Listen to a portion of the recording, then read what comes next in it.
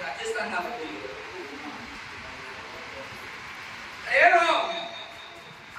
રાજસ્થાન દિલ્હી આવી છે હું છું હું પૂરા કાગળ પર દિવસ સહી કરી આવીને